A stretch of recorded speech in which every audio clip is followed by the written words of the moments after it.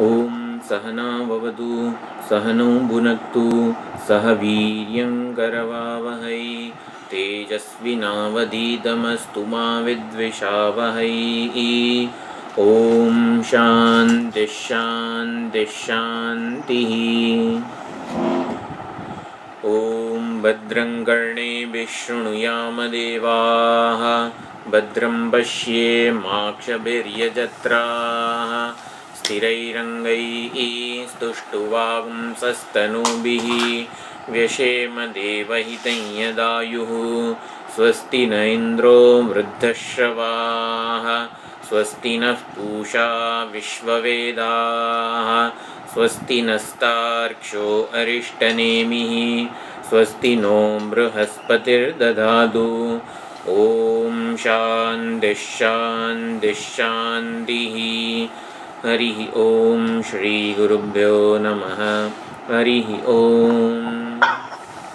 सदाशिवसमारम्भां शङ्कराचार्यमध्यमाम् अस्मदाचार्यपर्यन्तां वन्दे गुरुपरम्परां वन्दे गुरुपरम्पराम्।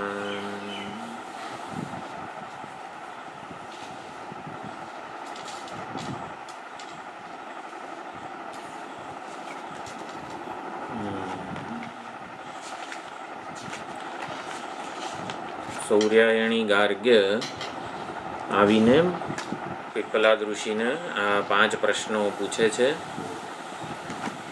પહેલા 3 પ્રશ્નોમાં જાગ્રત અવસ્થા વિષયક વિચારણા થઈ.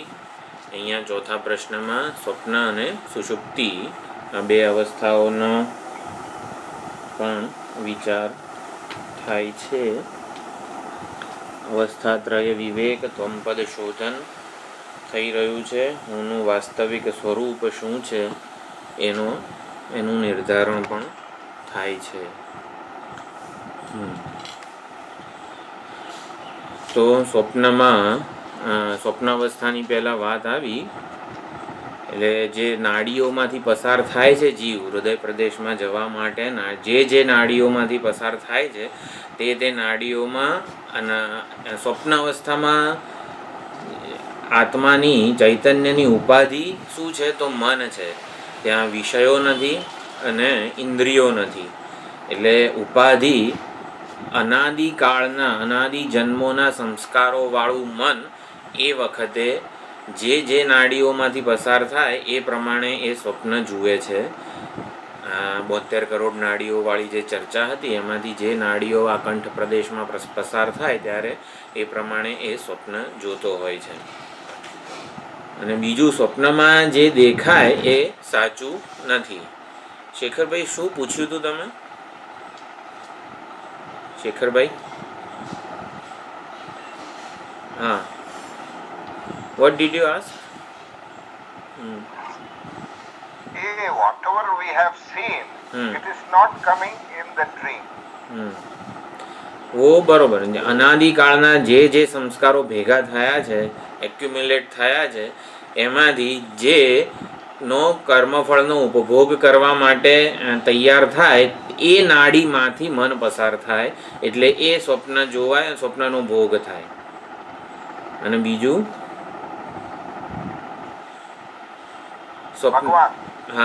સ્વપ્નમાં ભગવાનના દર્શન થાય ભક્તને તો એ સાચું કે ખોટું? સ્વપ્નમાં ભગવાનના દર્શન થાય તો એ આમ ખોટું એવું બોલતા આપણને આમ જીવ નથી ચાલતો ને, ભગવાનનું દર્શન ક્યાંથી ખોટું? પણ આપણે વેદાંતની જે વિચારણા કરીએ છીએ, ભગવાન જો દૃશ્ય રૂપે દેખાય ને આપણને અને આપણે એના દ્રષ્ટા હોઈએ તો એ રૂપ પણ વેદાંત માટે તો પ્રાતિભાષિક રૂપ જ છે. પણ છતાં એ દ્રશ્ય એ જે છે ને એ અગત્યનું ખૂબ છે વિચારણા માટે. વેદાંતી અજ્ઞાન કાળે થતા પ્રત્યેક અનુભવને જ્ઞાન માટેનું સાધન બનાવી દે છે. અનુભવ ગમે તે હોય, અનુભવ ઉપર વિચારણા કરીને એને જ્ઞાન માટેનું સાધન બનાવી દે છે કે વિચારણાનું એક આલંબન બનાવી દે છે. કોઈ પણ અનુભવ હોય, સુખનો દુઃખનો કે કોઈ પણ અનુભવ હોય એને એ આવી રીતે ઉપયોગ કરે છે. સ્વપ્નમાં ભગવાનનું દર્શન થાય તો સ્વપ્નાવસ્થામાં સાચું, સ્વપ્નમાં ભગવાનનું દર્શન થાય સ્વપ્નાવસ્થા દરમિયાન સાચું નહીં. સ્વપ્ન અવસ્થા આપણે સપનામાં છીએ કે જન્માષ્ટમી છે અને ભગવાનના દર્શન થયા આપણને, લડ્ડુ ગોપાલ કે જે આપણા ઈષ્ટ દેવતા હોય એ ભગવાનના સ્વપ્નાવસ્થા દરમિયાનની જ વાત છે. આપણે ધારો કે સ્વપ્નમાં જ છીએ, અત્યારે આપણું કલ્પનાનું રૂપ એવું આપણે ગણીએ છીએ, એ તો આપણા મનની કલ્પનાનું જ રૂપ હતું અને માટે આપણને એટલી બધી સત્યતા જાણે કે નથી લાગતી. એટલે અત્યારે આપણે જાગ્રતમાં છીએ ત્યારે સ્વપ્નમાં જે ભગવત દર્શન થયું એને આપણે આપણી કલ્પના માનીએ છીએ, પરંતુ એ વખતે તો એ સાચું જ હતું. કેમ? કારણ કે એ વખતે જાગ્રત દેહ સાથે તાદાત્મ્ય નહોતું. એટલે જાગ્રત દેહનું અભિમાન ના હોય ત્યારે જે ભગવાનના દર્શન થાય એ સાચું. આવું આપણે એક લોજિક કે અનુમાન, એવું સમીકરણ આપણે બાંધીએ છીએ. સ્વપ્નમાં જે દરમિયાન જે ભગવાનનું દર્શન થાય એ વખતે જાગ્રત દેહનું અભિમાન નથી, જાગ્રત દેહનું અભિમાન નથી, દેહાભિમાન નથી, માટે એ આપણને સાચું લાગે છે. તો એવી જ રીતે જાગ્રતમાં ભગવાનના દર્શન કરવા હોય, અત્યારે જ ભગવાનના દર્શન કરવા હોય તો જો સ્વપ્નમાં સાચું ભગવાનનું દર્શન હતું. કેમ? કારણ કે આ દેહનું અભિમાન નહોતું, દેહાભિમાન નહોતું. તો એવી જ રીતે આ જાગ્રત અવસ્થામાં મારે સાચું ભગવત દર્શન કરવું છે તો હા, આ મારી જે આઈડેન્ટિટી છે એને કોઈક રીતે સ્વપ્નની જેમ હું એનો બાદ કરી શકું, નિષેધ કરી શકું, તો મને જે દર્શન થાય ભગવાનના એ સાચા હોય. આવું છે. ભક્ત આ રીતે દેહાભિમાનથી પર થઈને, જો ભગવત દર્શન પણ એક આપણા વૈષ્ણવ શાસ્ત્રોમાં અને વેદાંતમાં પણ એક પ્રક્રિયા છે કે જેમાં ભગવાનના એક રૂપની ભક્તિ કરી હોય, પછી એ જ ભગવાનને વિશ્વ રૂપે આપણે જોવાના છે, સમગ્ર બ્રહ્માંડમાં વ્યાપ્ત ભગવાનને આપણે જોવાના છે, અને પછી જે વિશ્વ રૂપે રહેલા છે ભગવાન એને પોતાના હૃદય કમળમાં જોવાના છે.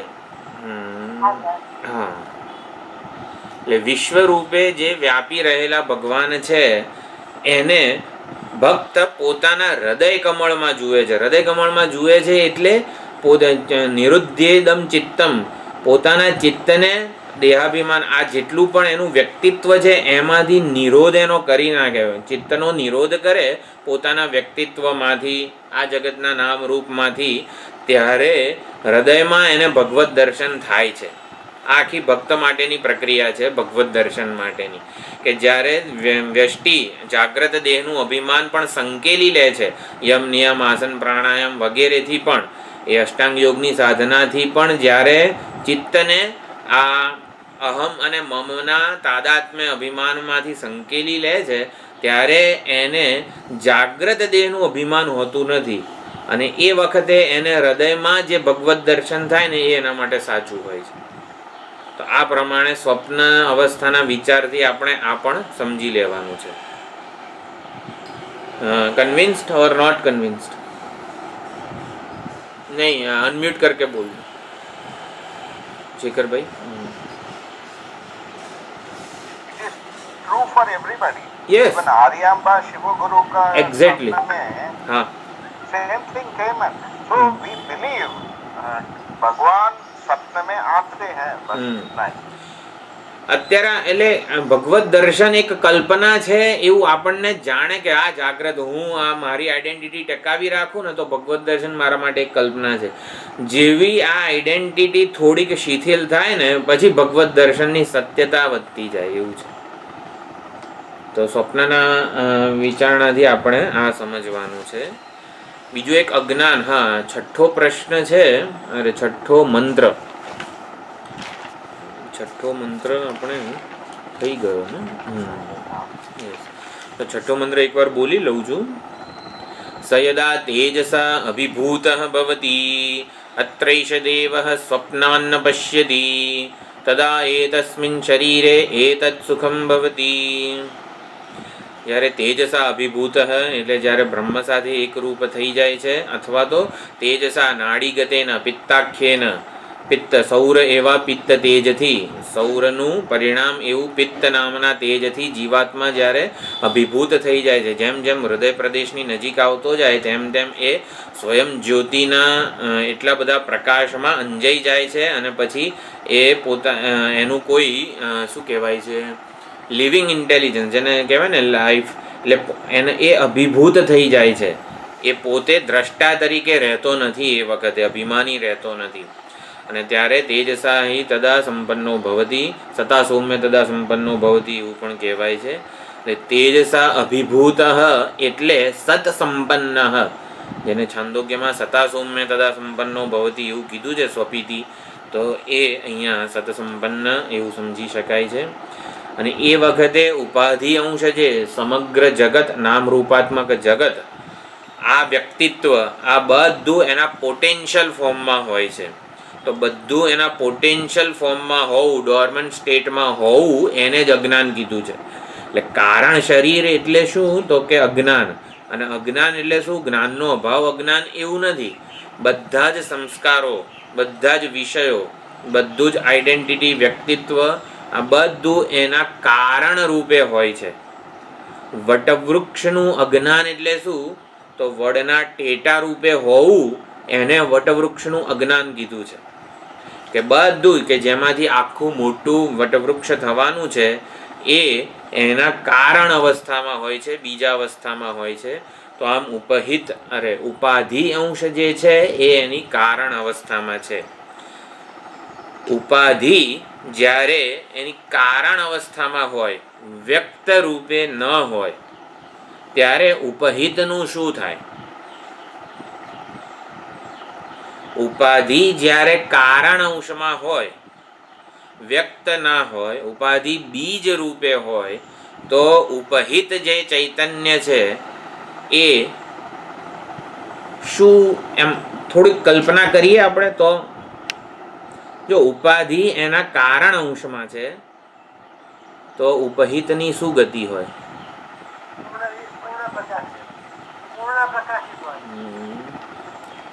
ઉપાધિમાં જેનું અભિમાન છે એને આપણે ઉપહિત કહીએ.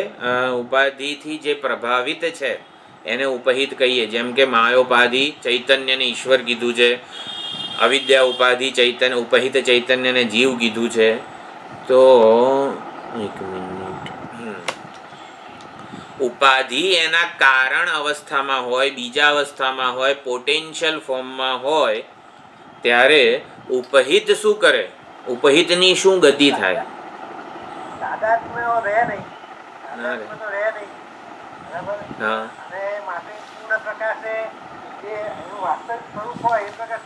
તો પછી મોક્ષ મળી જવો જોઈએ ને સુષુપ્તિમાં. જો મોક્ષ નથી મળતો ને એટલે જ આ પ્રશ્ન હું પૂછું છું તમને. પ્રશ્ન એવો છે કે સુષુપ્તિમાં ઉપાધિ એના ડોર્મેન્ટ સ્ટેટમાં, કારણમાં, અજ્ઞાનમાં લય પામેલી હોય છે, એટલે કે પોતાની બીજા અવસ્થામાં હોય છે. ઘડો આપણે ઘડાથી સમજી શકીશું કે નહીં ખબર નહીં, પણ વાત એમ છે કે જ્યારે ઉપાધિ એના કારણ રૂપે હોય, અવશિષ્ટ હોય, બધા સંસ્કારો પણ એના વિશેષ અભિવ્યક્તિ ના હોય, કે સામાન્ય કારણ રૂપે અવસ્થિત હોય, ત્યારે ઉપહિતનું શું થાય છે? આપણને બધાને આ જવાબ ખબર છે, એટલે જ પૂછું છું. ચૈતન્ય જે છે એની અભિવ્યક્તિ નથી. અભિવ્યક્તિ નથી. ચૈતન્ય તો છે જ, પરંતુ એની અભિવ્યક્તિ ત્યારે જ હોય કે જ્યારે કોઈ પણ ઉપાધિ હોય, અને એ અત્યારે નથી. કારણ કે ઉપાધિ જે છે એના કારણ થોડુંક હજી વિચારીએ. જો ઉપહિત ચૈતન્યનું શું હોય છે એ વખતે? ગતિ, સ્વરૂપ? ઉપહિત ચૈતન્ય ના હોય?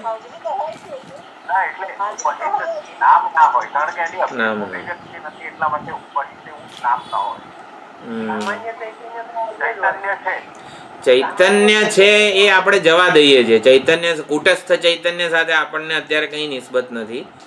મારે ઉપહિતની ગતિ કે ઉપહિતનું શું થયું એ વખતે એ જાણવું છે. પ્રજ્ઞાબેન, તમે કંઈ બોલ્યા હતા?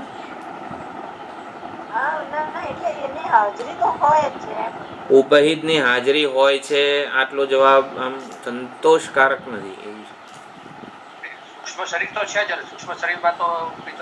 નહીં, સૂક્ષ્મ શરીર નથી. સૂક્ષ્મ શરીર એના કારણ અજ્ઞાન રૂપે વિદ્યમાન છે.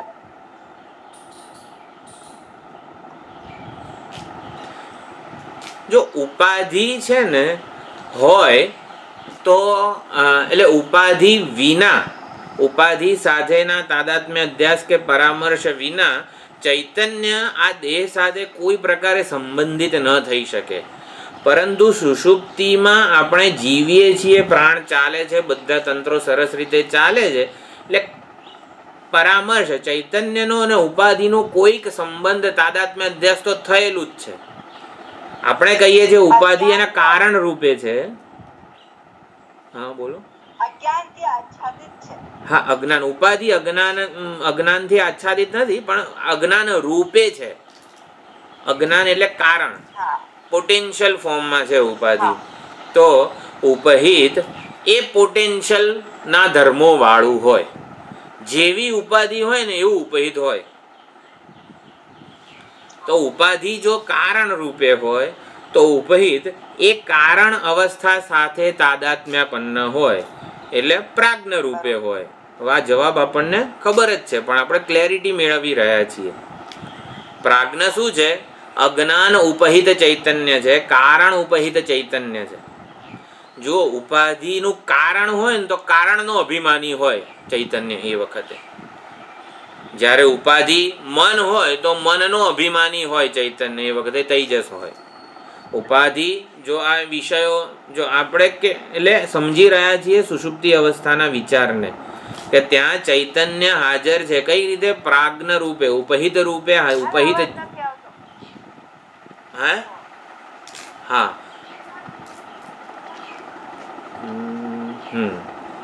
એટલે પોટેન્શિયલ ફોર્મમાં રહેલી ઉપાધિને પણ એ ઉજાળે છે, અથવા તો એની સાથે તાદાત્મ્યપન્ન છે. બધું કારણ અવસ્થામાં હતું ને એનો સાક્ષી હું હોઉં છું પ્રાજ્ઞ એ વખતે.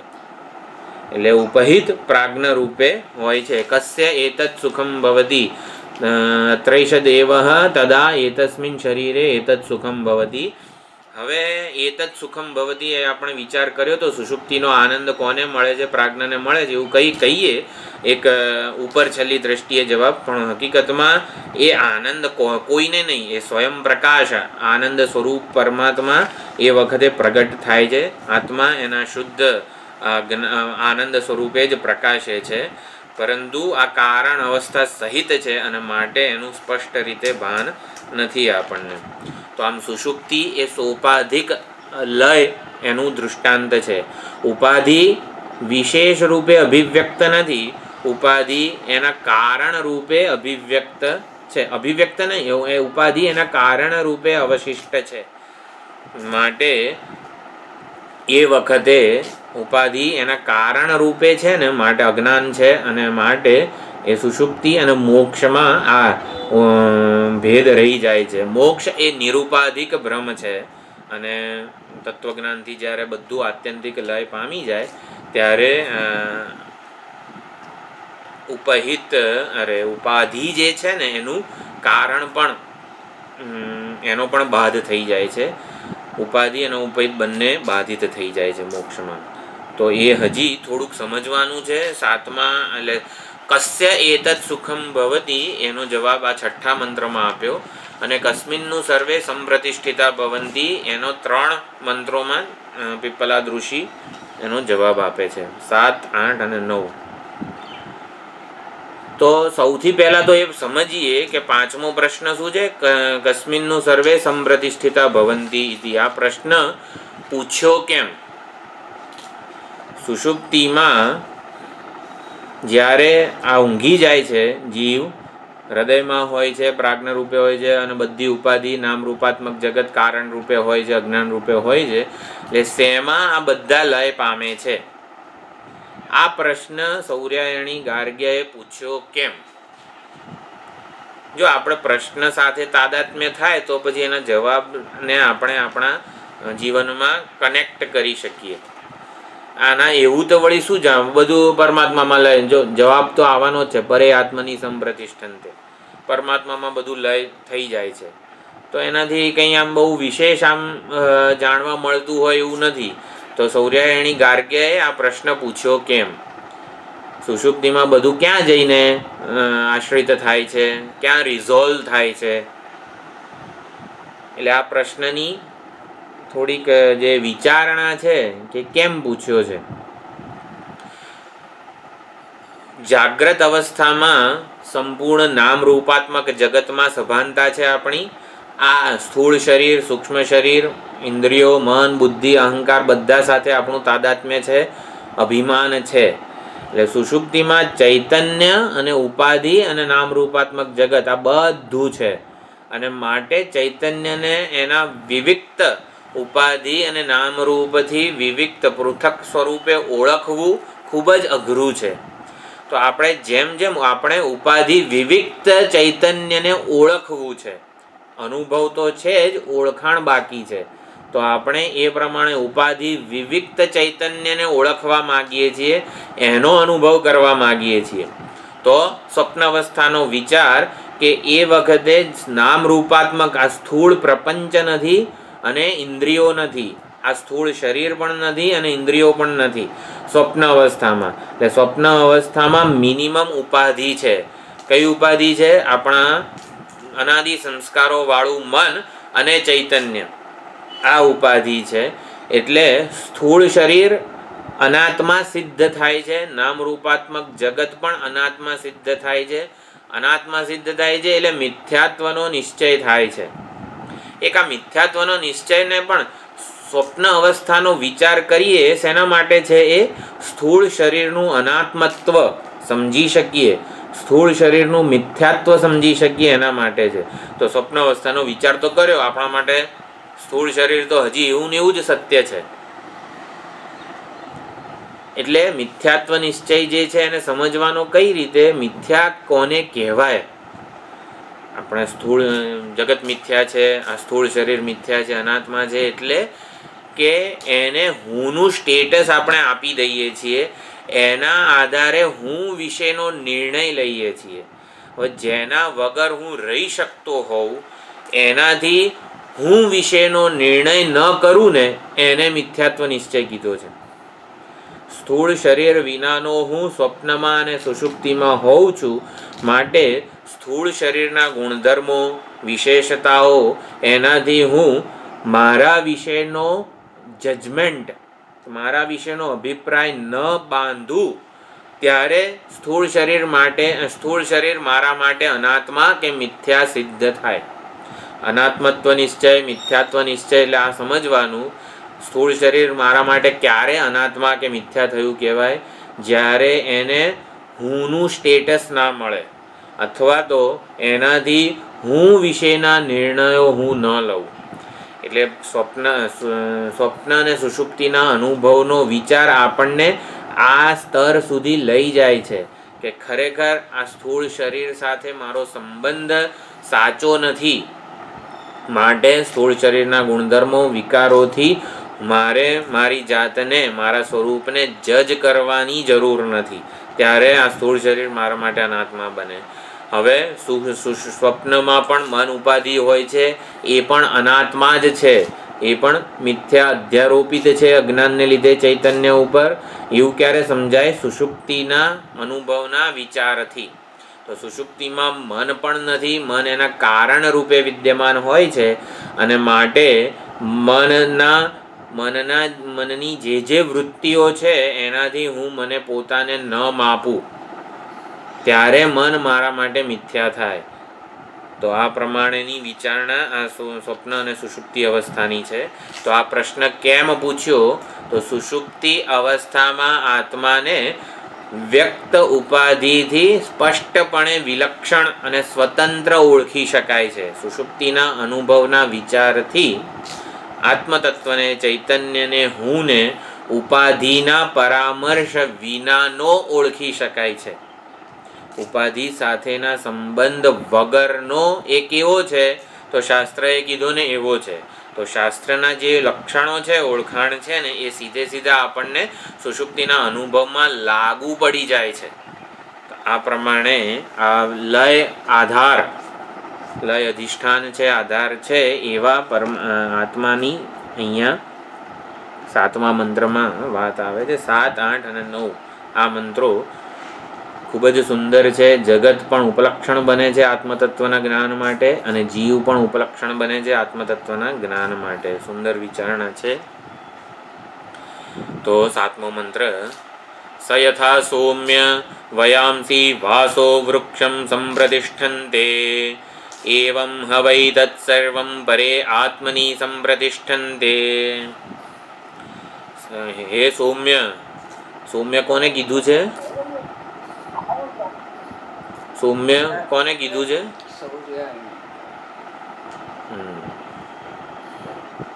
હા, સૌર્યાયણી ગાર્ગે. તો પીપલાદ ઋષિ સૌમ્ય કહીને સંબોધે છે શિષ્યને. તે જે વાત પૂછી હતી 5મા પ્રશ્ન રૂપે, કસ્મિન્નું સર્વે સંપ્રતિષ્ઠિતા ભવંતી, તો એનું ઉદાહરણ આપે છે. યથા વયાંસી વાસો વૃક્ષમ સંપ્રતિષ્ઠન્તે.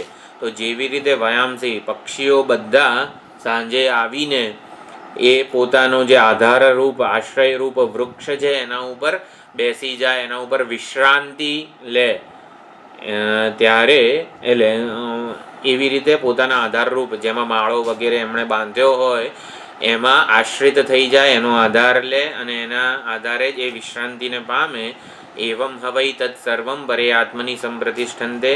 તો ત્યારે સુષુપ્તિમાં સમગ્ર નામ રૂપાત્મક જગત, સ્થૂળ શરીર, ઇન્દ્રિયો, પ્રાણ, મન, બુદ્ધિ, આ બધી ઉપાધિઓ છેવટે પરે આત્મની, પરમાત્મામાં સંપ્રતિષ્ઠન્તે, એમાં જ રિઝોલ્વ થાય છે, એનો જ આશ્રય લે છે, એમાં જ એનો આધાર હોય છે.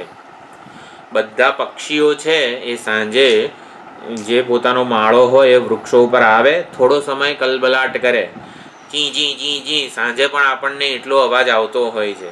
અને જેવો સૂર્યાસ્ત થઈ જાય ત્યારે બધો કલરવ સમાપ્ત થઈ જાય. એક પણ પક્ષી આ વૃક્ષ ઉપર બેઠું છે કે નહીં ને આપણને ખબર ના પડે. આપણને શું દેખાય? માત્ર ને માત્ર વૃક્ષ દેખાય છે. પક્ષીઓ દેખાતા નથી, જણાતા નથી, અનુભવાતા નથી, અને માત્ર ને માત્ર વૃક્ષ જ હોય છે.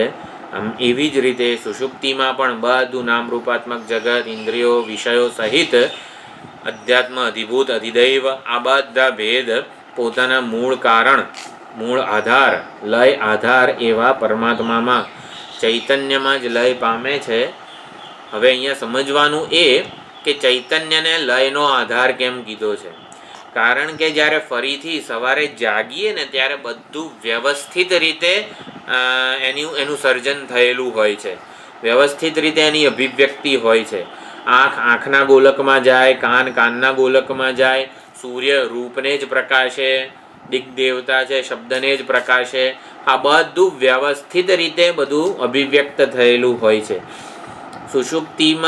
સુષુપ્તિમાં બધાનો લયનો આધાર જો કોઈ જડ વસ્તુ હોય ને, તો આમ સવારે ઉઠીએ ને ત્યારે હું ઋષિ તરીકે જ ના ઉઠું, કોઈક બીજું જ વ્યક્તિ હોઉં. એટલે કે કોઈ સંવાદિતા ના રહે અભિવ્યક્તિમાં. જો જડ લયનો આધાર કોઈ જડ વસ્તુ હોય તો ફરીથી આ ક્રમ પ્રમાણે સૃષ્ટિ આપણને અભિવ્યક્ત થયેલી ના દેખાય. બધું જેમ તેમ કોઈ પ્રકારના નિયમ વગર, કાયદા વગર જ બધું ચાલુ હોય. પરંતુ એવું થતું નથી. આમ સુષુપ્તિથી અન્યથા ઉપલબ્ધિ કે અર્થાપત્તિ પ્રમાણથી લયનો આધાર કોઈ ચૈતન્ય છે, ચેતન પરમાત્મા છે એવું આપણને પહોંચાડી દે છે. તો જાગ્રત અવસ્થામાં તો આત્મા સોપાધિક રૂપે જ હોય છે, પરંતુ સુષુપ્તિ અવસ્થામાં ઉપાધિ એના કારણ રૂપે હોય છે, તો કારણ રૂપે રહેલી ઉપાધિને એ ઉજાળે છે. બધું એ કારણ અભિમાની પ્રાજ્ઞ રૂપે છે ને માટે જ એ બધું વ્યવસ્થિત રીતે પાછું અભિવ્યક્ત થાય છે.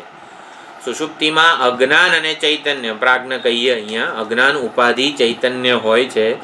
તો અજ્ઞાન એની ઉપાધિ છે એ વખતે, તો એ અજ્ઞાન વૃત્તિ રૂપે જ હોય છે.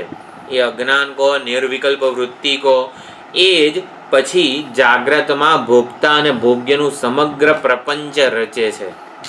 તો જાગ્રતમાં આપણને જે ભોગતા અને ભોગ્ય દેખાય છે, સમગ્ર જગત સુષુપ્તિમાં એ વખતે કારણ રૂપે હોય છે, અવિદ્યા નામની વૃત્તિ રૂપે હોય છે, અને એ જ વળવી છેવટે જાગ્રતમાં વ્યક્ત થઈ જાય છે. તો સુષુપ્તિમાં આવી રીતે નિર્ભેદ ચૈતન્યને ઓળખી શકાય છે.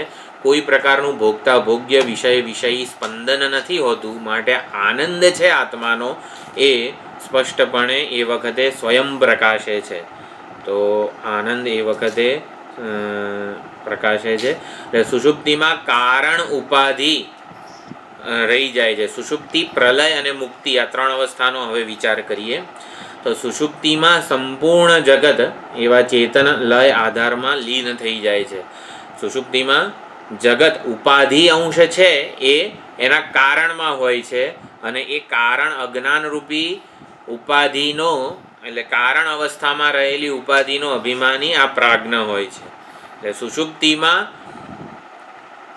સમગ્ર જગતના લયનો આધાર કોણ છે? પ્રાજ્ઞ છે, ઇન્ડિવિજ્યુઅલ. એટલે સુષુપ્તિમાં સમગ્ર જગતના લયનો આધાર પ્રાજ્ઞ છે. પ્રલયમાં સમગ્ર જગતના લયનો આધાર ઈશ્વર છે. પ્રલયમાં નારાયણ ભગવાન બધું કોળિયો કરીને પોતાના જઠરમાં મૂકી દે છે બધું. તો એ વખતે સમષ્ટિ એટલે વ્યષ્ટિ કારણ ઉપાધિ પ્રાજ્ઞ જગતના લયનો આધાર બને છે. સમષ્ટિ કારણ ઉપાધિ ઈશ્વર જે છે એ પ્રલય વખતે જગતના લયનો આધાર બને છે. જગતનો લય દરરોજ થાય છે. આપણે સંપૂર્ણ જગતને આપણામાં કારણ રૂપે સમાવીને સૂઈ જઈએ છીએ. ભગવાન એકલા જ પોતાના જઠરમાં જગતને લઈને સૂઈ જાય છે એવું નથી. આપણે પણ આ જ સંપૂર્ણ જગતને આપણાની અંદર લઈને સૂઈ જઈએ છીએ, એના કારણના અભિમાની હોઈએ છીએ. એ વખતે જીવ થકી એટલે સંસારનું પ્રાગટ્ય બધું ક્રમિક રીતે થાય છે, પરંતુ પ્રલયાંતર પછી ઈશ્વર થકી જે આખી સૃષ્ટિ થાય છે એમાં ક્રમે કરીને બધી ઉત્પત્તિ થાય છે. હવે જો યથા સૌમ્ય વયાંસી વાસો વૃક્ષમ સંપ્રતિષ્ઠન્તે, પક્ષીઓ, હવે સંસાર વૃક્ષનું જે વર્ણન છે એમાં સંસાર વૃક્ષની અનેક ડાળીઓ છે. એ ડાળીઓમાં દ્વાસુપર્ણા, સયુજા, સખાયા વગેરે જે કંઈ છે, બધા પક્ષીઓ, જીવરૂપી પક્ષીઓ કલબલાટ કરે છે, અનેક સ્વાદુ અસ્વાદુ વગેરે ફળને ભોગવે છે. તો સંસાર રૂપી વૃક્ષ છે એના ઉપર અનેક જીવરૂપી પક્ષીઓ બેઠેલા છે. એ વખતે આવી રીતે શું કહેવાય, વરસાદ ને બધી સિઝન હોય અને એ વૃક્ષ ઉપર વીજળી પડે તો પક્ષીઓ પણ ના રહે અને વૃક્ષ પણ ના રહે, બધું ભસ્મીભૂત થઈ જાય. તો એવું તત્વજ્ઞાનથી જ્યારે આ વીજળી પડે ત્યારે, જો આપણે મુક્તિ અવસ્થાનો વિચાર કરીએ, સુષુપ્તિ અને પ્રલયની વાત થઈ ગઈ, હજી ઉપાધિ અંશની વિચારણા કરી છે આપણે. ઉપહિતનો લય હમણાં 9મા મંત્રમાં આવશે. આપણે ઉપાધિ અંશ ક્યાં છે? કારણ અવસ્થામાં પ્રાજ્ઞમાં લય પામેલું છે. પ્રલય વખતે ઉપાધિ અંશ ક્યાં જાય છે? ભગવાનના જઠરમાં જતું રહે છે. એટલે કે ઈશ્વર એનો ઉપાધિનો આધાર છે, ઉપાધિના લયનો આધાર છે. હવે મુક્તિ અવસ્થામાં ઉપાધિનું શું થાય છે? તો જેવું ઓલું વીજળી પડે અને વૃક્ષ રૂપી સંસાર એ વૃક્ષનું શું છે? સંસાર વૃક્ષ એનું મૂળ શું છે? મૂળ જે હતું એ અજ્ઞાન છે, અને અધશ્ચ મૂલાની અનુસંતતાની અનેક બધા અવાંતર મૂળ પણ છે, અનેક પાપ પુણ્ય રાગ વગેરે જે સંસ્કારો છે બધા એ. એટલે મૂળ પછી થડ વગેરે જે આખું સંસાર વૃક્ષ છે એ, અને પક્ષીઓ, આ બધું વીજળી પડે એટલે કેવું ભસ્મીભૂત થઈ જાય. તો એવી રીતે તત્વજ્ઞાનથી આ ઉપાધિ અંશનો આત્યંતિક લય થઈ જાય છે, ઉપાધિ અંશ નહીં. એટલે અજ્ઞાનનો બાધ થઈ જાય છે, સંપૂર્ણ જગતનો બાધ થઈ જાય છે મોક્ષકાળે વિદેહ મુક્તિમાં. એટલે મુક્તિમાં એટલે સુષુપ્તિ અને પ્રલય એ સોપાધિક લય છે, ઉપાધિ સહિત લય છે. જ્યારે મુક્તિ એ નિરુપાધિક લય છે, ઉપાધિની આવી રીતે કોઈ સ્વતંત્ર સત્તા રહેતી નથી, એના મિથ્યાત્વનો નિશ્ચય છે અને બાધ પણ છે. સુષુપ્તિ અને પ્રલયમાં સમષ્ટિ વ્યષ્ટિ બધી ઉપાધિ સહિત લય છે, જ્યારે મુક્તિ એ નિરુપાધિક લયનું દ્રષ્ટાંત છે.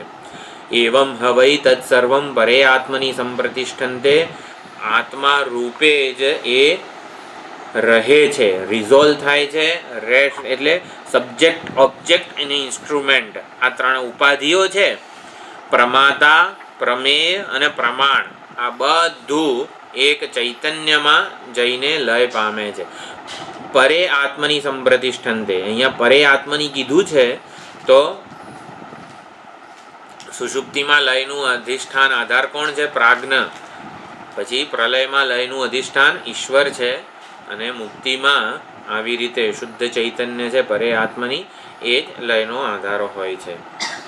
તો સુષુપ્તિમાં શું શું કઈ રીતે ઉપાધિ અંશનો લય કઈ રીતે થાય છે ને એ 8મા મંત્રમાં અહીંયા કહેવામાં આવ્યું છે. જગતનું શું થાય છે અને આ શરીરનું શું થાય છે, ઇન્દ્રિયોનું શું થાય છે, મનનું શું થાય છે, મનના વિષયોનું શું થાય છે, ઇન્દ્રિયના વિષયોનું શું થાય છે. પૃથ્વી 8મો મંત્ર હું બોલું છું. પૃથ્વી ચ પૃથ્વી માત્રા ચ, આપશ્ચ આપો માત્રા ચ, તેજશ્ચ તેજો માત્રા ચ, વાયુશ્ચ વાયુમાત્રા ચ, આકાશશ્ચ આકાશમાત્રા ચ, ચક્ષુશ્ચ દ્રષ્ટવ્યં ચ, શ્રોત્રં ચ શ્રોતવ્યં ચ, ઘ્રાણં ચ ઘ્રાતવ્યં ચ, રસશ્ચ રસયિતવ્યં ચ, ત્વક્ ચ સ્પર્શયિતવ્યં ચ, વાક્ ચ વક્તવ્યં ચ, હસ્તૌ ચ આદાતવ્યં ચ, ઉપસ્થશ્ચ આનંદયિતવ્યં ચ, પાયુશ્ચ વિસર્જયિતવ્યં ચ, પાદૌ ચ ગંતવ્યં ચ, મનશ્ચ મંતવ્યં ચ, બુદ્ધિશ્ચ બોદ્ધવ્યં ચ, અહંકારશ્ચ અહંકર્તવ્યં ચ, ચિત્તં ચ ચેતયિતવ્યં ચ, તેજશ્ચ વિદ્યોતયિતવ્યં ચ, પ્રાણશ્ચ વિધારયિતવ્યં ચ. આમાં એક દરેક વસ્તુનો અહીંયા ઉલ્લેખ કરેલો છે. પૃથ્વી અને પૃથ્વી માત્રા, એટલે તન્માત્રા જેને કહેવાય સૂક્ષ્મ ગંધ, એટલે પૃથ્વી અને એની તન્માત્રા જેને કહેવાય સૂક્ષ્મ ગંધ, પાણી અને રસ તન્માત્રા, તેજ અને રૂપ તન્માત્રા, વાયુ અને સ્પર્શ તન્માત્રા, આકાશ અને શબ્દ તન્માત્રા, પછી ચક્ષુ અને એનો દ્રષ્ટવ્ય વિષય એટલે રૂપ, ચક્ષુ એટલે નેત્ર અને દૃશ્ય, શ્રોત્ર અને શ્રાવ્ય શબ્દ, ઘ્રાણ અને ઘ્રાતવ્ય એવું ગંધ, રસ અને એનો સ્વાદ, ત્વચા અને એનો સ્પર્શનો વિષય. તો આમાં પૃથ્વીથી માંડીને આકાશ એ જે છે ને, એટલે પૃથ્વી અને પૃથ્વી તન્માત્રા, તો ઘ્રાણ અને ઘ્રાતવ્ય, પૃથ્વી અને પૃથ્વી તન્માત્રા, ઘ્રાણ અને ઘ્રાતવ્ય, આ બંનેમાં ફરક શું છે? તો પૃથ્વી અને પૃથ્વી તન્માત્રા જે છે ને એ સામાન્ય ગંધ છે, સામાન્ય ગંધ. અને અહીંયા ઘ્રાણંચ ઘ્રાતવ્યમ છે, એમાં વિશેષ ગંધ છે. જો આકાશ અને આકાશ તન્માત્રા એટલે શું? સામાન્ય ધ્વનિ, જે આપણે સાંભળી નથી શકતા, સામાન્ય ધ્વનિ આપણે ના સાંભળી શકીએ, એ જ્યારે વિશેષ રૂપે પ્રગટ થાય ને ત્યારે જ સાંભળી શકીએ. તો વિશેષ રૂપે પ્રગટ થાય છે એ વખતે એમાં જે વાક્ચ વક્તવ્યમ છે એ વખતે આપણે એને સાંભળી શકીએ છીએ. શ્રોત્ર અને શબ્દ રૂપે જ્યારે અહીંયા લખેલું છે એ આપણે સાંભળી શકીએ છીએ, જેને સાર્થક ધ્વનિ કહેવાય છે, વિશિષ્ટ ધ્વનિ કહેવાય છે. તો અહીંયા બધું આવી રીતે આ બધું પરે આત્મની સંપ્રતિષ્ઠન્તે.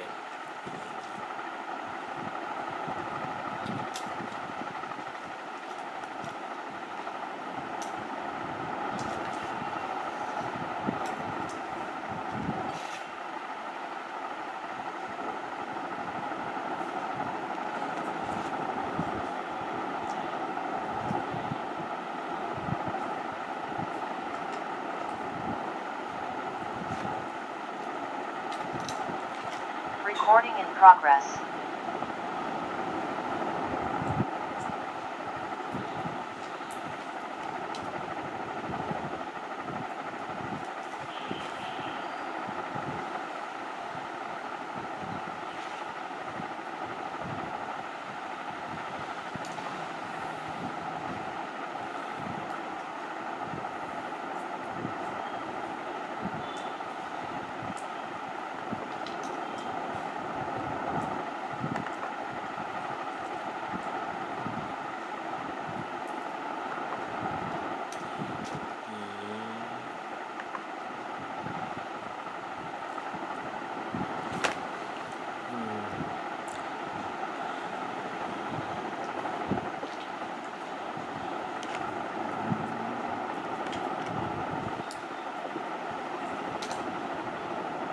એટલે સમગ્ર સ્થૂળ સૂક્ષ્મ પંચમહાભૂત જ્ઞાનેન્દ્રિયો કર્મેન્દ્રિયો એના વિષયો અંતઃકરણ મનશ્ચ મંતવ્યંચ બધું આવી ગયું.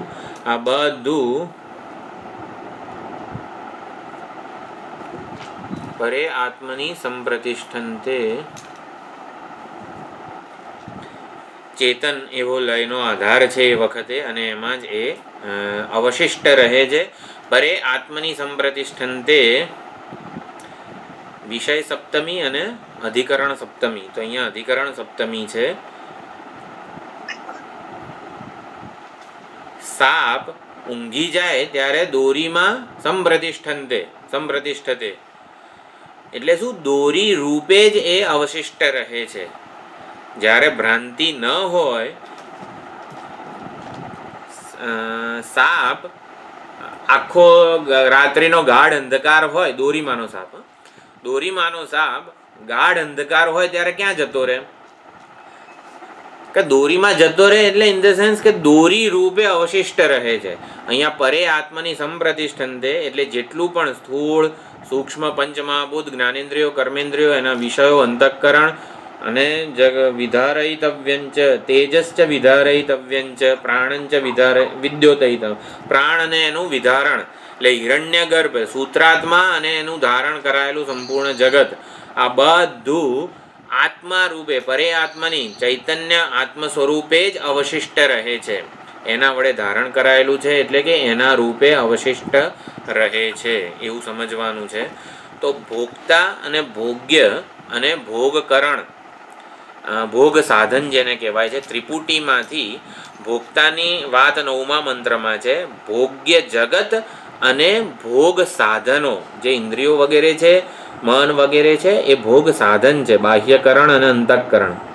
એટલે ભોગતાની વાત 9મા મંત્રમાં છે, પણ ભોગ્ય અને ભોગ સાધન આ બધું આ વખતે ઉપાધિ એટલે અજ્ઞાન એના કારણ અવસ્થાના અભિમાની એવા ચૈતન્યમાં સોપાધિક લય.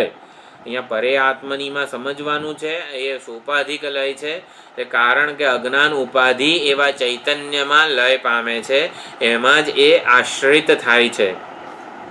જો અહીંયા સંપ્રતિષ્ઠંતેનો આધાર અથવા તો એમાં એ વિશ્રાંતિ લે છે. વિશ્રાંતિ શેમાં હોય કે જ્યાં જઈને આપણને નિરાત અનુભવાય. તો જગતને જ્ઞાનેન્દ્રિયોને કર્મેન્દ્રિયોને આ બધાને નિરાત ક્યાં મળે છે? તો પ્રાજ્ઞમાં એને નિરાત મળે છે. ઈશ્વરમાં એને પ્રાણ બંધનમ હિ સૌમ્ય મનઃ એવું ત્યાં છાંદોગ્ય ઉપનિષદમાં કીધું છે. એક પક્ષીને દોરડાથી બાંધેલું હોય છે સ્ટીમર ઉપર અને બધે ઉડતું હોય છે અને પછી ઉડીને પછી બહુ આમ બધે ઉડે અને પછી પાછું એ થાંભલા ઉપર આવીને બેસી જાય છે, ત્યાં જ એ વિશ્રાંતિ પામે છે. તો એવી જ રીતે આપણું મન પણ જાગ્રત અને સ્વપ્નમાં અનેક બધા અનુભવો કરે છે. ઇન્દ્રિયો પણ થાકી જાય છે અનુભવો કરીને. તો ઇન્દ્રિયો, મન, આ સંપૂર્ણ જગત આ બધું પ્રાજ્ઞ છે. અજ્ઞાન કારણ અવસ્થાનો અભિમાની જે ચૈતન્ય છે ને એમાં એ લય પામે છે. અહીંયા ચૈતન્યની સામે જોવાનું છે, કારણ કે અજ્ઞાન ઉપાધિ સામે નથી જોવાનું. આ લયનો આધાર ચૈતન્ય છે એ સમજવાનું છે. આ 7મો અને 8મો મંત્ર. એટલે વ્યવહારના સાધનો બધા જે છે એ આવી રીતે સંપૂર્ણ વ્યવહારના સાધનો અને વ્યવહાર આ બધું એ વખતે અજ્ઞાન ઉપાધિ એવા ચૈતન્યમાં લીન થઈ જાય છે. વ્યષ્ટિ લય આવી રીતે સુષુપ્તિમાં, સમષ્ટિ લય પ્રલયમાં થાય છે. તો અંતઃકરણ ઉપાધિ જીવ ભોગતા એ વખતે નથી હોતો, પ્રાજ્ઞ રૂપે હોય છે. અવિદ્યોપાધિ જીવ આ પ્રાજ્ઞ એ વખતે હોય છે, એ બચી જાય છે, એ જ લયનો આધાર બને છે. હવે જગત પોતાના લય દ્વારા પણ ચૈતન્યને ઉપલક્ષિત કરે છે. હવે જીવનું શું થાય છે? મેં આપણે વિચાર કર્યો, ભોગતા, ભોગ્ય અને ભોગ સાધન ત્રિપુટી જે છે એમાં ભોગતાનો વિચાર આ 9મા મંત્રમાં હવે આવે છે. ભોગ્ય અને ભોગ સાધનો આ બધાનો લય આ 7મા અને 8મા મંત્રમાં આવી ગયો. હવે અહીંયા 9મા મંત્રમાં ભોગતાનું શું થાય છે, ઉપહિતનું શું થાય છે તે પ્રમાણે સમજવાનો છે. એષ હિ દ્રષ્ટા સ્પૃષ્ટા શ્રોતા ઘ્રાતા રસયિતા મંતા બોદ્ધા વિજ્ઞાનાત્મા પુરુષઃ સ પરે અક્ષરે આત્મનિ સંપ્રતિષ્ઠતે.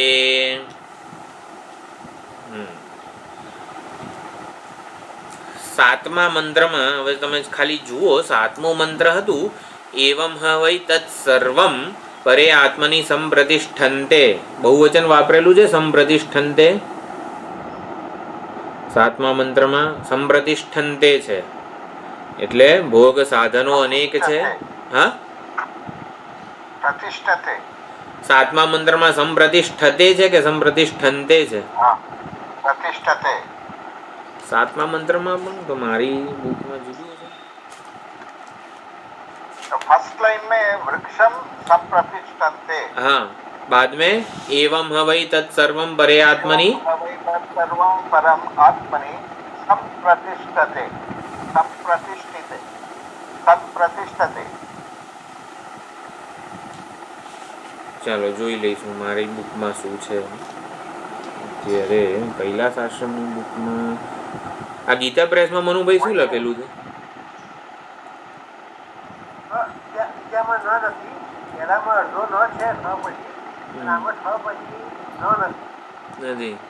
તમ સર્વમ પરે આત્મની સંપ્રતિષ્ઠતે એવું જ છે. ચાલો, તો ભોગ્ય અને ભોગ સાધનોની વાત 7મા 8મા મંત્રમાં આવી. હવે 9મા મંત્રમાં ભોગતાનો લય કહે છે. ભોગતાનો લય એટલે સમજવાનું છે સંપ્રતિષ્ઠતે પરે અક્ષરે આત્મની સંપ્રતિષ્ઠતે. તો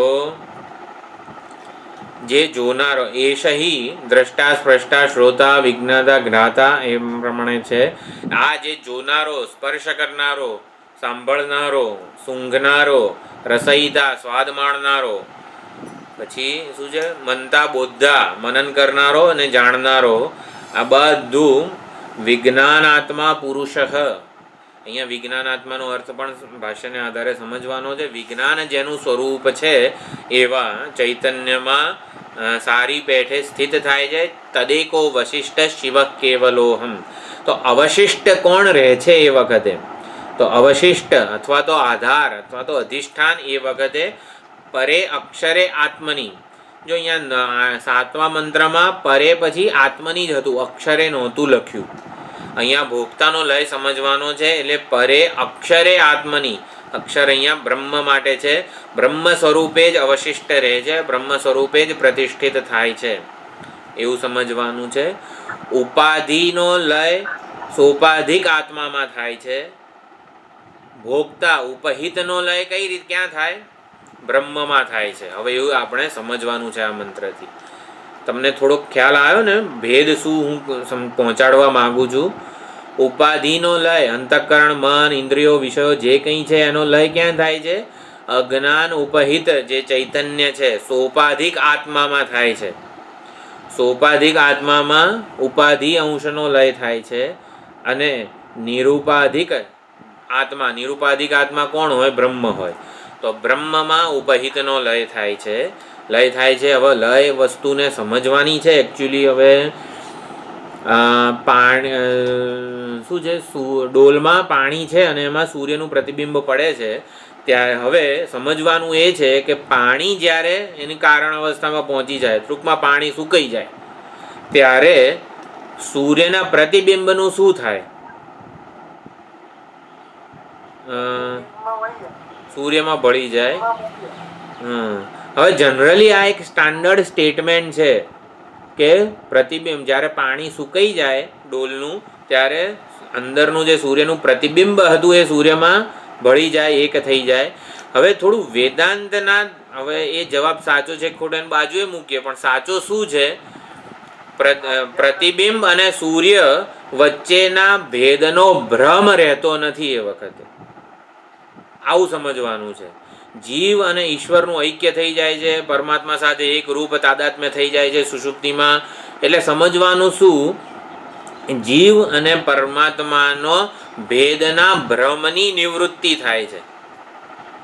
જો જીવ નામની કોઈ પ્રતિબિંબ નામની કોઈ સાચી વસ્તુ હોય અને એ પરમાત્મામાં એક રૂપ થઈ જતી હોય તો આ બધી વસ્તુઓ સાચી કહેવાય. ઔપચારિક અહીંયા સમજવાનું છે. સાચી વસ્તુ શું સમજવાની છે? સુષુપ્તિમાં ભોગતા અને સાક્ષી જે પરમાત્મા છે એના ભેદના ભ્રમની નિવૃત્તિ થાય છે. જો ભેદની નિવૃત્તિ થાય છે એવું હું નથી બોલતો. ભેદનો જે ભ્રમ છે ને એ ભ્રમ રહેતો નથી. મારી અને પરમાત્માની જુદાઈ ત્યાં રહેતી નથી એવું નહીં સમજવાનું. મારી અને પરમાત્માની જુદાઈનો ભ્રમ ત્યાં રહેતો નથી. એટલે આપણે જીવ અને પરમાત્માને સાચું ઐક્ય જ્યારે સમજતા હોઈએ ને ત્યારે આ પ્રમાણે સમજવાનું છે. ભેદના ભ્રમની નિવૃત્તિ થઈ જાય છે. તો જળમાં જોવામાં આવતું પ્રતિબિંબ જેવી રીતે જળરૂપ ઉપાધિ ના રહે ત્યારે ઉપહિતનું શું થાય? તો સૂર્યમાં ભળી જાય છે એવું કહેવાય. ત્યારે સૂર્યના પ્રતિબિંબ અને સૂર્યબિંબ વચ્ચેના ભેદનો ભ્રમ રહેતો નથી. આપણા માટે જવાબ એ છે.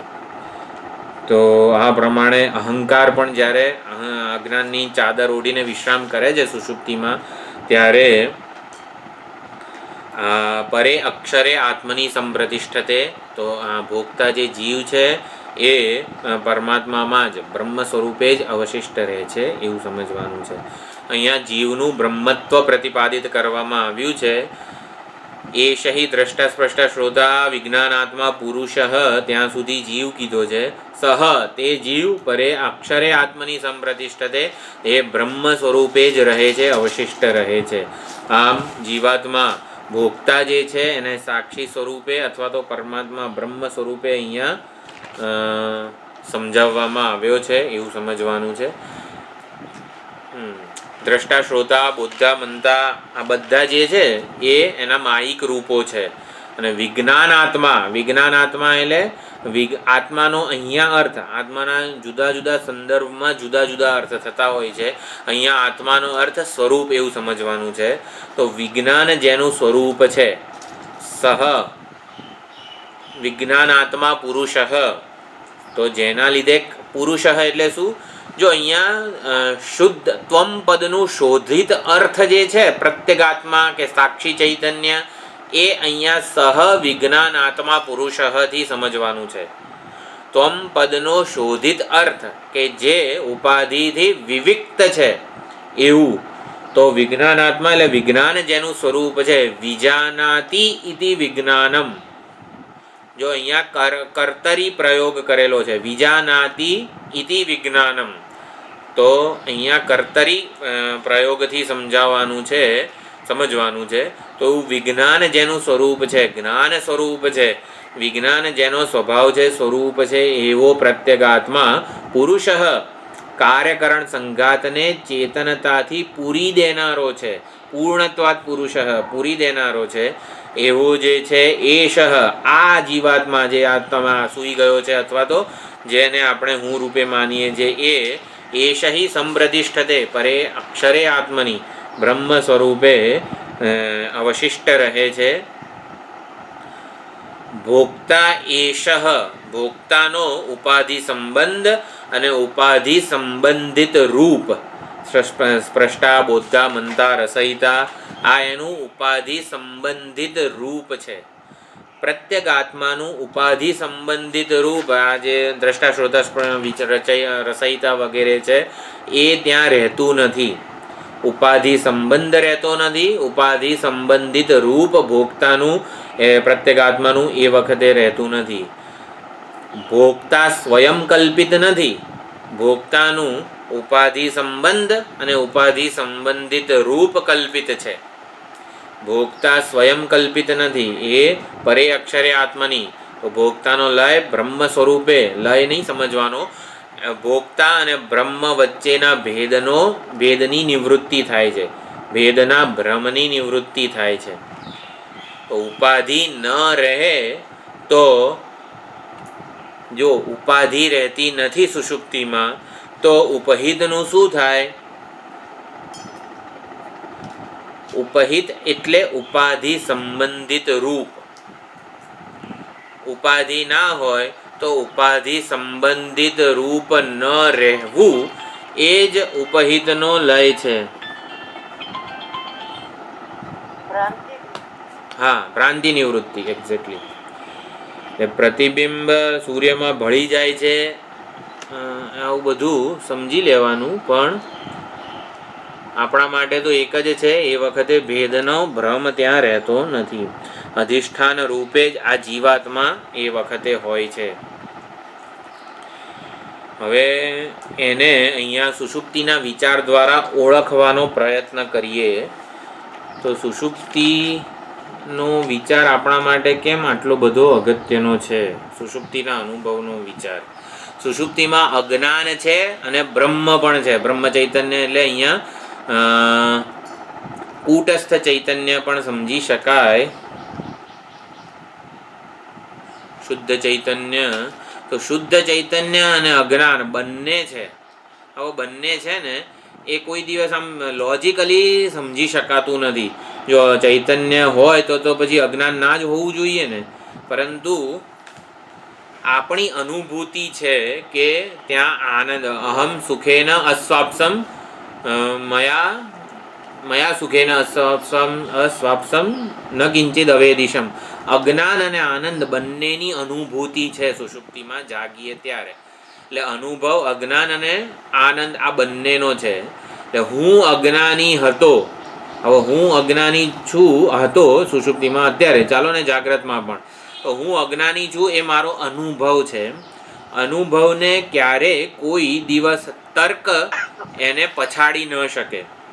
પ્રત્યક્ષ અનુભવ જે થતો હોય ને એમાં તર્ક એનો વિષય નથી. તર્ક એમાં કોઈ દિવસ વિરોધ ના કરી શકે કે અજ્ઞાન અને આનંદ સ્વરૂપ ચૈતન્ય છે એ બંને સાથે કેવી રીતે હોઈ શકે, સાથે લોજિકલી એનું એક્સપ્લેનેશન હોઈ જ ના શકે.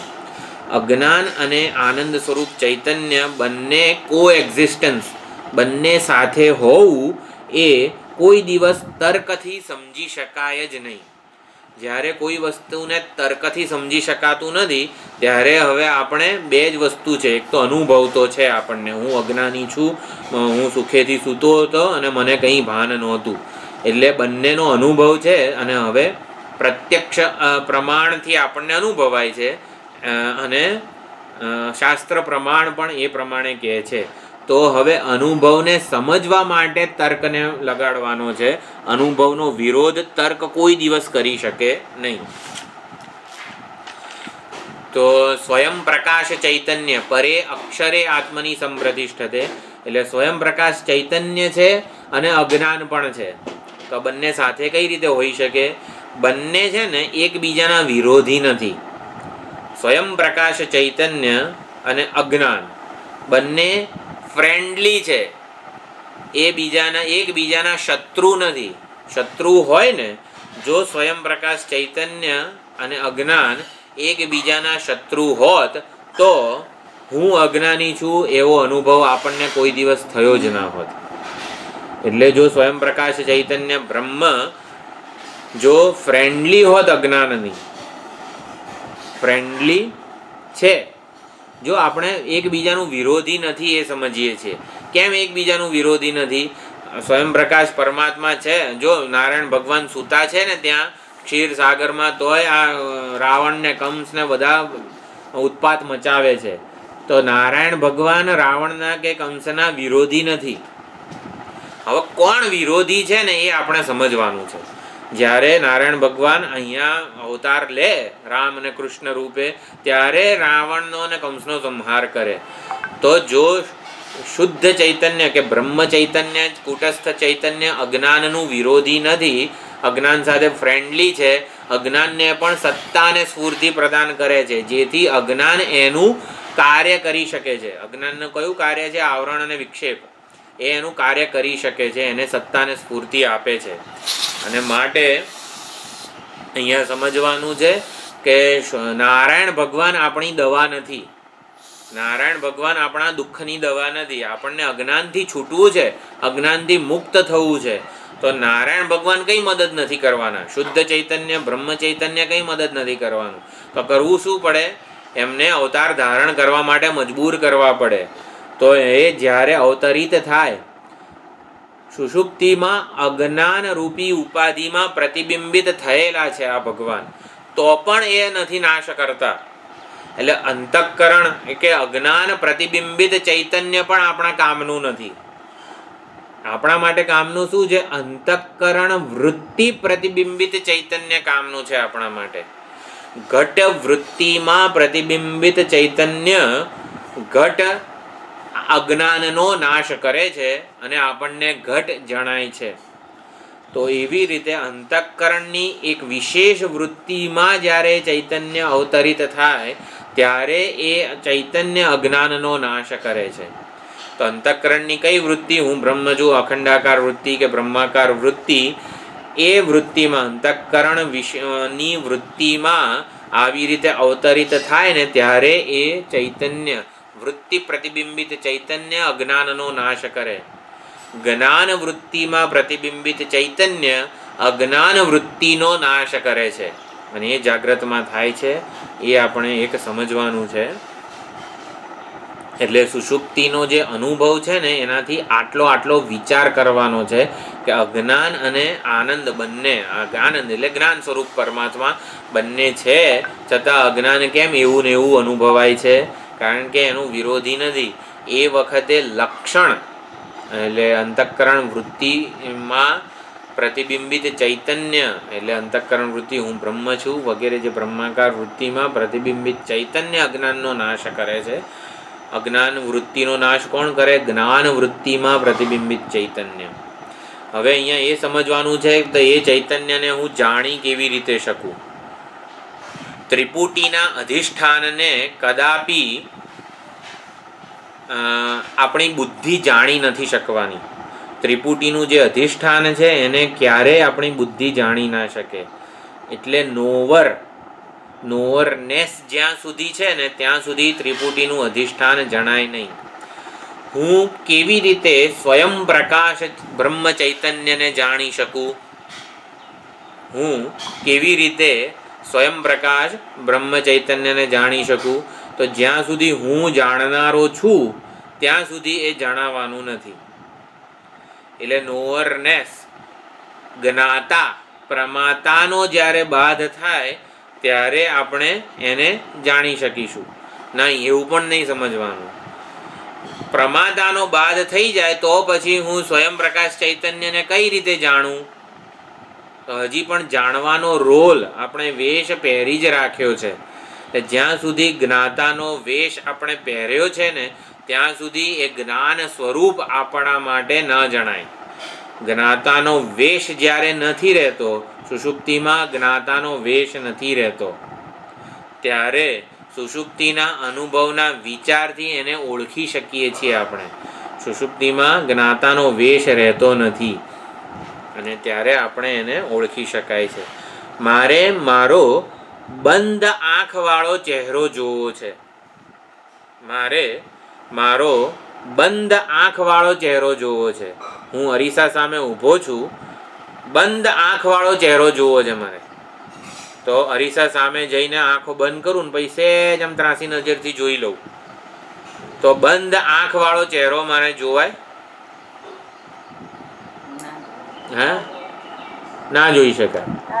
હા, બંધ આંખવાળો ચહેરો જોવો છે તો મારે શું કરવું પડે?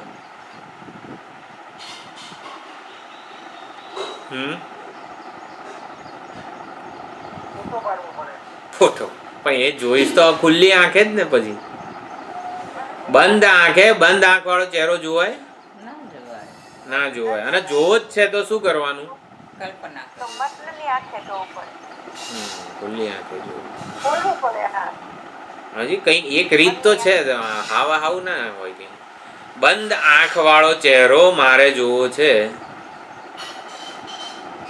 તો કોક મને કે તો જ્ઞાન થાય ને. એટલે ગુરુએ કોક બીજાએ આવીને કહેવું પડે કે બંધ આંખે તું આવો આવો દેખાય છે. આપણને તો કોઈ દિવસ બંધ આંખે ચહેરો જોઈ આપણે શકવાના નથી. અને માટે શ્રુતિ અને આચાર્યો એવું કે બંધ આંખે જોવાનો જે પ્રયત્ન, બંધ આંખ વાળો ચહેરો જોવાનો એટલે શું કહેવાય, જોનાર ને જ્યાં સુધી હું ટકાવી રાખીશ, મારે જોવું છે, મારે જાણવું છે, ત્યાં સુધી એ ચહેરો ના દેખાય. કોક કે ને એને આપણે સમજવું પડે. આપણે જ્યાં સુધી મારે બ્રહ્મને જાણવું છે, મારે બ્રહ્મને જાણવું છે, પરમાત્માને મારે ઓળખવા છે, નોઅરનેસ જ્ઞાતાપણું જ્યાં સુધી આપણે ટકાવી રાખીશું ને, શાસ્ત્ર અને ગુરુના વચનો ઉપર પ્રમાણ બુદ્ધિથી જ જ્યારે આપણે એનું શ્રવણ કરીએ ને, ત્યારે નોઅરનેસ એટલે પ્રમાણ જેવું કહે છે ને, શાસ્ત્ર પ્રમાણ જેવું કહે છે એવો હું છું. એટલે શાસ્ત્ર પ્રમાણના આધારે આપણો નિશ્ચય કરવાનો છે. શાસ્ત્ર શ્રુતિ અને આચાર્યોના પ્રમાણ જે વચનો છે ને એને પ્રમાણ બુદ્ધિથી આપણે વિચારવાના છે.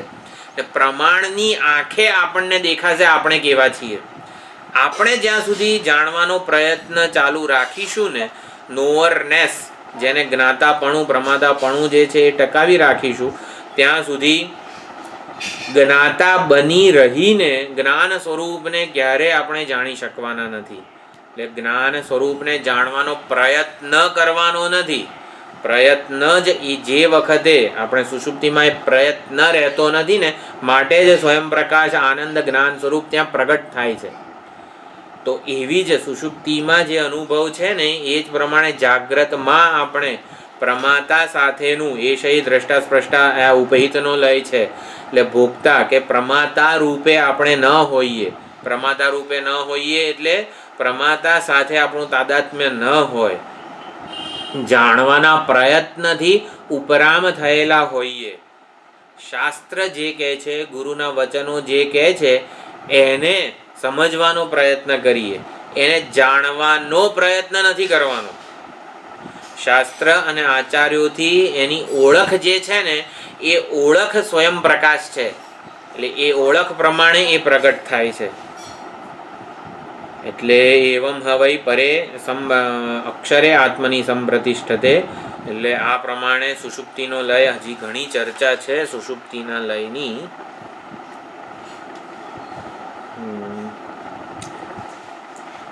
તો જગત અને જીવ બંને, જો અહીંયા 7મા અને 8મું મંત્ર છે ને એમાં જગત ઉપલક્ષણ બને છે પરમાત્માનું એવું સમજાવેલું છે, અને 9મા મંત્રમાં જીવ પોતે ઉપલક્ષયિતા બને છે પરમાત્માના જ્ઞાન માટેનું. એ પણ થોડો વિચાર છે અહીંયા.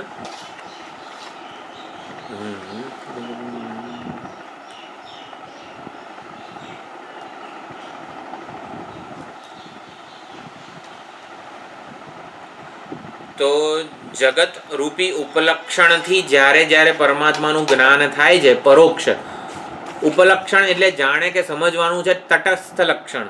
તો યતો વા ઇમાની ભૂતાની જાયંતે યેન જાતાની જીવંતી વગેરે જે છે, સમગ્ર જગત પરમાત્માનું જ્ઞાન કરાવે છે. સમગ્ર જગત લયના આધાર રૂપે પરમાત્માનું જ્ઞાન કરાવે છે.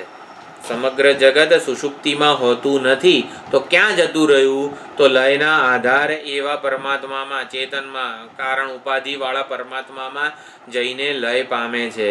તો જગત આવી રીતે ઉપલક્ષણ બને છે પરમાત્માના જ્ઞાન માટેનું. એટલે પરમાત્માનું સત સ્વરૂપ જે છે એ સુષુપ્તિમાં સ્પષ્ટપણે અનુભવી શકાય છે, ઓળખી શકાય છે. માટે સત સ્વરૂપ પરમાત્મામાં સમગ્ર જગતનો લય છે. સમગ્ર જગતનો આધાર કોણ છે? સત સ્વરૂપ કારણોપાધિ પરમાત્મા. ચિત્ત સ્વરૂપ જે પરમાત્મા છે ને એ ચિત્ત સ્વરૂપ પરમાત્મા એટલે ચિત્ત અંશનો આપણે જાણી શકીએ છીએ જીવના લયથી. દ્રષ્ટા શ્રોતા 9મો મંત્ર જે છે એશય દ્રષ્ટા સ્પષ્ટા શ્રોતા મંતા વિજ્ઞાનાત્મા પુરુષ, તો એ વખતે જીવ ઉપલક્ષણ બને છે પરમાત્માના જ્ઞાન માટેનું. સુષુપ્તિમાં ઉપાધિ અંશ અજ્ઞાનોપાધિ પરમાત્મામાં લય પામે છે, પરંતુ ઉપહિત અંશ જે છે ને એ વખતે શુદ્ધ પર બ્રહ્મ સ્વરૂપે જ અવશિષ્ટ રહે છે, એમાં લય પામે છે એવું નથી કહેતો. એટલે એ વખતે કોઈ જુદાઈ રહેતી નથી. ઉપહિત અને ઉપાધેયની કોઈ જુદાઈ રહેતી નથી એ વખતે. તો આ પ્રમાણે જીવ પરમાત્મામાં પ્રવેશે છે, અથવા તો એવું શબ્દ આપણે સમજવા માટે વાપરી શકાય, જીવ પરમાત્માથી જુદો રહેતો નથી, જુદાઈનો ભ્રમ ત્યાં રહેતો નથી. સહ જીવ સહ વિજ્ઞાનાત્મા પુરુષ એ મારી હુંની ઓળખ છે. હું એ વખતે પરમાત્મા સાથે એક રૂપ થઈ જઉં છું. જુદાઈનો ભ્રમ, મારો અને પરમાત્માની જુદાઈનો ભ્રમ એ વખતે હોતો નથી. જગત પણ ઉપલક્ષણ બને છે પરમાત્માના જ્ઞાન માટેનું, અને જીવ પોતે સ્વયંને ઉપલક્ષણ બનાવે છે પરમાત્માના જ્ઞાન માટેનું. એટલે જગત પરમાત્માને આવી રીતે લયના આધાર રૂપે ઓળખાવે છે, અને જીવ જગતને અને પોતાને બંનેને ઉપલક્ષણ બનાવે છે પરમાત્માના જ્ઞાન માટેનું. એટલે જગતને ઉપલક્ષણ બનાવવાથી પરમાત્માનું સત સ્વરૂપ જણાય છે, જીવને ઉપલક્ષણ બનાવવાથી પરમાત્માનું ચિત્ત અને આનંદ સ્વરૂપ જણાય છે. એટલે કેવળ એટલે આ બધી એક થોડીક ચર્ચા છે. હજી 10મો અને 11મો મંત્ર પણ બાકી છે. તો સુષુપ્તિની હજી એક થોડીક વિચારણા છે કે જે આપણને સ્પષ્ટપણે ઉપાધિ વિવિક્ત રૂપે ઓળખાવે, પરમાત્મા સાથે એક રૂપે ઓળખાવે. તો એના બે એક તો 10મો તો મંત્ર આનો જ છે પ્રશ્નોપનિષદનો, અને એ પોતે રૂક મંત્રને 11મા મંત્ર તરીકે ટાંકે છે. તો એ થોડીક ચર્ચા છે, એ આપણે વિચારીને પછી આવતી વખતે 5મા મંત્રમાં પ્રવેશ કરીશું. એક સુંદર ક્યાંય ઉપનિષદોમાં જોવા મળતી ન હોય એવી એક થોડીક ચર્ચા બાકી રહી ગઈ છે. જો સુષુપ્તિમાં શું થાય છે, મૂલા વિદ્યા, આવરણ, વિક્ષેપ અને તાદાત્મ્ય અધ્યાસ, આ જે 4 વસ્તુઓ છે ને એમાંથી સુષુપ્તિમાં, પ્રલયમાં અને મુક્તિ કે જ્ઞાન કાળે શું શું રહે છે, એટલે શેનો શેનો લય થઈ જાય છે ને એ આપણે સમજવાનું છે. 4 વસ્તુઓ, મૂલા વિદ્યાનું શું થાય છે, આવરણ શક્તિનું શું થાય છે, વિક્ષેપ શક્તિનું શું થાય છે, અને તાદાત્મ્ય અધ્યાસ, આ ભૂલથી અભ્યાસ લખાયું છે પણ તાદાત્મ્ય અધ્યાસ, આ 4 વસ્તુઓનું શું થાય છે ને એ આપણે સમજવાનું છે સુષુપ્તિ વખતે, પ્રલય વખતે અને મુક્તિ અવસ્થામાં. એક થોડીક ચર્ચા બાકી રહી ગઈ છે, એ આપણે આવતી વખતે મંગળવારે કંઈ રજા નથી ને, હા મંગળવારે સમજવાનો પ્રયત્ન કરીશું. ઓમ પૂર્ણમદઃ પૂર્ણમિદં પૂર્ણાત પૂર્ણમુદચ્યતે પૂર્ણસ્ય પૂર્ણમાદાય પૂર્ણમેવાવશિષ્યતે. ઓમ શાંતિ શાંતિ શાંતિ. હરિ ઓમ શ્રી ગુરુભ્યો નમઃ. હરિ ઓમ.